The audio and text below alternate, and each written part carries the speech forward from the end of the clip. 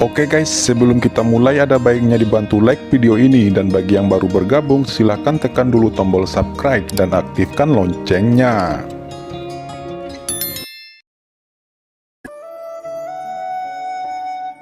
Qin Chen berkata pada Tetua Agung, "Bangunlah, aku tidak menginginkan kesetiaanmu. Aku hanya menginginkan dirimu bisa memimpin keluarga Ji di masa depan dan tidak melupakan niat awalmu." Ucap Qin Chen tersenyum. Ji Dewei akan mengikuti saran Chen Shao. Jawab Ji Dewei memberi hormat lagi dengan sangat hormat. Tiba-tiba, Qin Chen mendongak dan melihat keluar tanah leluhur keluarga Ji. Dengan senyum di wajahnya dia berkata, "Kamu bangun dulu, teman kita ada di sini." Di atas langit, sesosok muncul dari kehampaan, sosok perkasa, dengan aura tak berujung, sepertinya dewa telah datang. Itu adalah Fu Qiankun. Gumam Ji Dewei terkejut, menatap Fu Qiankun dengan takjub. "Saudara Fu, kamu akhirnya kembali." Ucap Qin Chen melihat sosok Fu Qiankun melintas, dan dia tiba-tiba muncul di tanah leluhur keluarga Ji.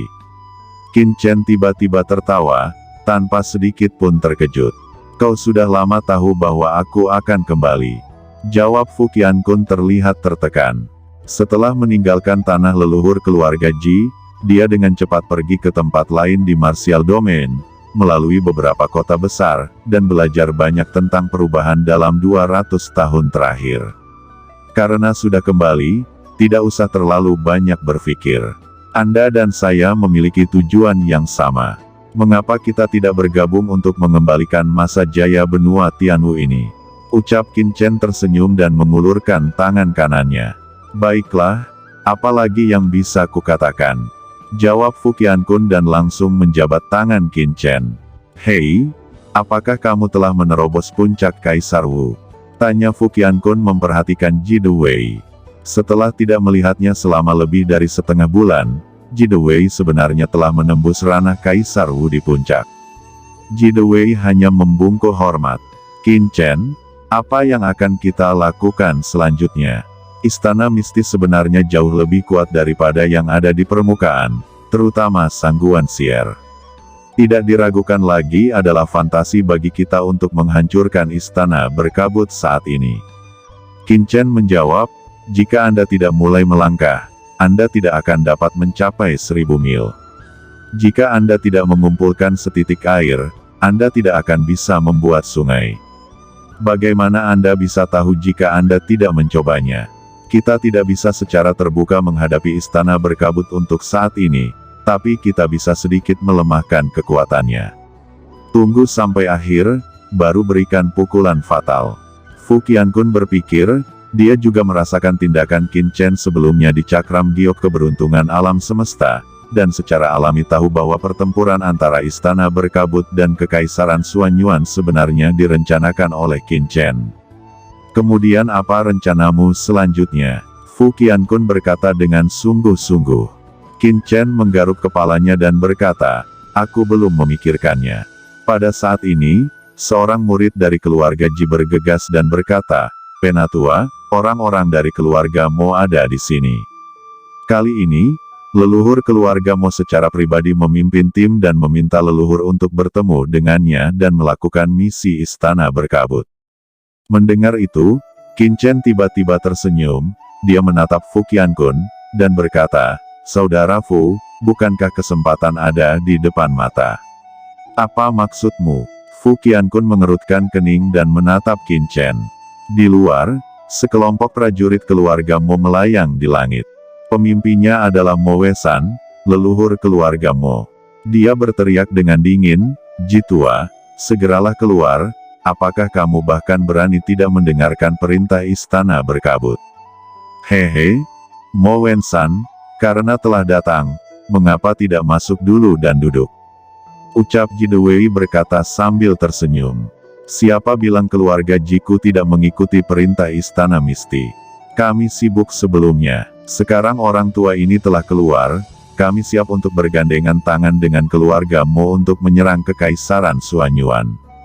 "Hanya kamu," teriak Mo Wensan menjadi lebih marah. Di matanya, Ji Dewei hanyalah penatua dari keluarga Ji. Ji Dewei, Kamu hanyalah penatua dari keluarga Ji. Kualifikasi apa yang Anda miliki untuk mewakili keluarga Ji untuk berbicara? Ji Dewei masih tersenyum, dan berkata, nenek moyang saya dari keluarga Ji sedang retret. Leluhur telah memberikan wewenang kepada saya. Jika Anda ingin menyerang Kekaisaran Xuanyuan, tolong pimpin jalannya. Ji Dewei, kamu tidak memenuhi syarat untuk berbicara dengan leluhur keluarga Mo saya. Ucap salah satu tetua keluarga Mo.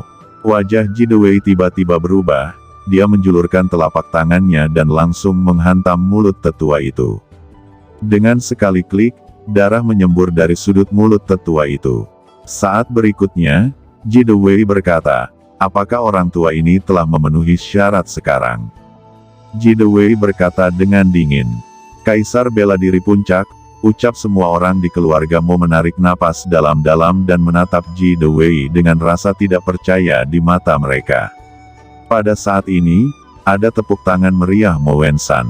Dia memandang Ji Dewei, wajahnya penuh kekaguman, dan berkata, saya tidak melihatmu selama beberapa hari.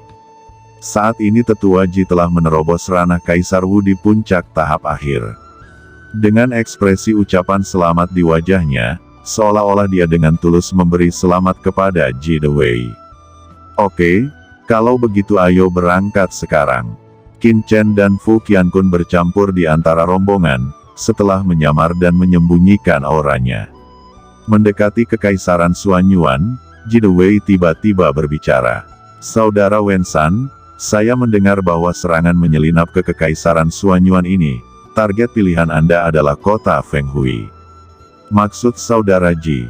Ji Dewei menjawab, karena ini adalah serangan diam-diam, maka hanya ada satu kesempatan. Sejauh yang saya tahu, di wilayah selatan Kekaisaran Xuanyuan ini, di Gunung Tiandi ada pelatihan murid Kekaisaran Xuanyuan. Jika kita menyerang ke sana, itu setara dengan langsung menghapus lengan kanan Kekaisaran Xuanyuan, yang jauh lebih efektif daripada menyerang kota Fenghui. Kenapa? Apa saudara Wensan takut? Ji Dewei berkata sambil tersenyum. Mo Wensan mencibir, dan berkata dengan sungguh-sungguh, aku hanya khawatir. Dengan kekuatan kita tidak akan dapat menghancurkan Gunung Tiandi. Begitu mereka mendapat bantuan, kita akan berada dalam bahaya. Ji Dewei tertawa dan berkata, Ji punya ide. Pertama-tama kirim seseorang untuk menyelinap menyerang Gunung Tiandi, dan kemudian melarikan diri. Mereka pasti akan mengejarnya. Mengambil keuntungan dari kekosongan Gunung Tiandi, kita langsung menyerang dan merebut harta di dalamnya itu akan dianggap sebagai keuntungan besar. Untuk menunjukkan ketulusan, Ji akan mematuhi perintah saudara Wensan. Namun, harta Gunung Tiandi setidaknya akan menjadi 60% milik keluarga Ji saya. Ji Dewei berkata dengan ringan. Mata Mo Wensan berkilat, tapi dia tertawa. Dia berkata, karena saudara Ji berkata demikian, oke, orang tua ini menyetujui permintaanmu. Setelah diskusi, dua kekuatan besar diam-diam memasuki wilayah Kekaisaran Xuanyuan dan menyelinap sepanjang jalan.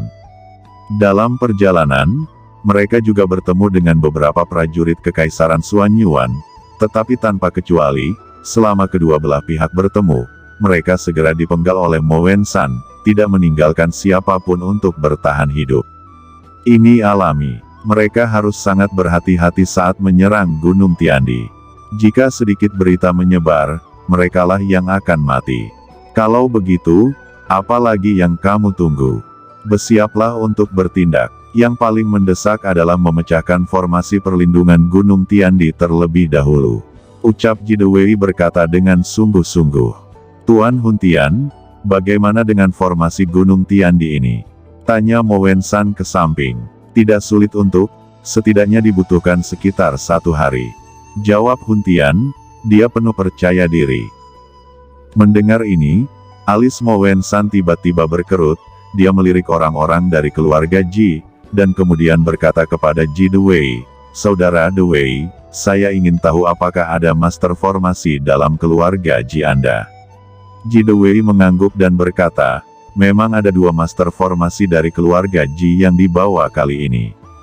Mo Wensan tampak tercengang. Dia tidak menyangka bahwa benar-benar ada master formasi dalam keluarga Ji. Ji Dewei tersenyum, mengalihkan pandangannya ke Qin Chen dan Fu Qiankun, dan berkata dengan ekspresi serius, "Kalian berdua, segera cek formasi besar ini, apakah kamu dapat menghancurkannya?" Qin Chen dan Fu Qiankun berjalan keluar, melihat formasi dengan hati-hati sejenak, dan kemudian dengan hormat berkata, "Penatua, jika kami berdua bergabung, kita juga dapat menghancurkan formasi ini dalam 1 hari." Master Huntian mendengus dingin, wajahnya agak jelek, dengan sedikit ketidakpuasan dia berkata, "Saya melihat kultivasi Anda hanya di puncak awal Kaisar Wudi. Formasi Gunung Tiandi ini jauh melampaui level Anda." Orang tua ini bertanya, "Bagaimana caranya, kamu bisa mematahkan formasi ini dalam 1 hari?" Qin Chen menjawab, "Tentu saja Ji Kun dan Su Lao dapat melakukannya. Tidak sulit untuk memecahkan formasi ini dalam 1 hari." Jawab Qin Chen tersenyum sambil menatap Fu Qiankun. "Ji Kun, Su Lao, kenapa aku tidak pernah mendengar nama ini?" Gumam Mo Wensan bingung, tetapi dia harus mengalihkan pandangannya ke Fu Qiankun, menyipitkan matanya dan bertanya, "Apa kamu yakin dapat menghancurkan formasi Gunung Tiandi dalam 1 hari?" Fu Qiankun berkata dengan percaya diri, "Ya, apalagi jika bergabung dengan Master Huntian ini, saya khawatir itu hanya akan memakan waktu setengah hari." "Oke, sekarang Master Huntian akan memimpin Master Ji Kun dan Master Ji Chen untuk memecahkan formasi. Setelah formasi perlindungan Gunung Tiandi rusak, saya akan masuk. Tentu saja, sebelum itu, saya meminta saudara Ji untuk mengambil tindakan terlebih dahulu, untuk mengalihkan perhatian orang-orang Tiandi." Ucap Mo Wensan. "Baiklah." Ji Dewei langsung menembak tanpa mengucapkan sepatah kata pun. Dia muncul di langit di atas Gunung Tiandi, mengulurkan tangan besarnya, dan langsung menekan ke bawah menuju bagian bawah Gunung Tiandi. Boom! Suara ledakan terdengar, beberapa prajurit di luar Gunung Tiandi meledak secara langsung. Pada saat yang sama, kekuatan aturan jatuh, dan akan menabrak Gunung Tiandi. Langit pecah dan bumi hancur, gunung dan sungai bergetar seperti gempa bumi, dan tiba-tiba seluruh Gunung Tiandi bergejolak, menghalangi pukulan Ji Dewei. Itu layak menjadi formasi tingkat atas, responsnya sangat cepat. "Siapa yang membuat masalah di Gunung Tiandi? Saya mencari kematian." Serangkaian teriakan terdengar, diikuti oleh aura yang sangat menakutkan. Beberapa kaisar kuat tiba-tiba bergegas keluar, masing-masing dengan aura pembunuh. Ada 4 orang mendiang Kaisar Wudi. Keempat orang itu melihat Ji Dewei di atas langit. Lelaki tua ini adalah leluhur keluarga Mo Wensan. Kekaisaran Suanyuanmu telah membunuh murid-muridku dari keluarga Mo. Hari ini, saya, Mo Wensan ingin Kekaisaran Suanyuan Anda membayarnya dengan darah. Jangan bersembunyi dalam formasi. Jika kalian berani, cepat keluar dan temui kematianmu. Teriak Ji Dewei menantang. "Keluarga Mo, kamu sangat berani. Sebagai antek istana berkabut, Anda sebelumnya menyerang situs-situs penting Kekaisaran Suanyuan kami. Hari ini, Anda berani menyerang Gunung Tiandi saya sendirian. Siapa yang memberimu keberanian?" teriak salah satu dari 4 kaisar Wu di puncak Gunung Tiandi. Ji Dewei sama sekali tidak berbicara omong kosong dengan pihak lain, dia terus menembak dengan panik. Adegan ini terlalu menakutkan, Ji Dewei melawan 4 raksasa Wudi sendirian. Tidak peduli seberapa kuat Ji Dewei, dia baru saja menembus puncak Kaisar Wu. Saat ini dia segera bergerak ke kiri dan ke kanan, mundur lagi dan lagi.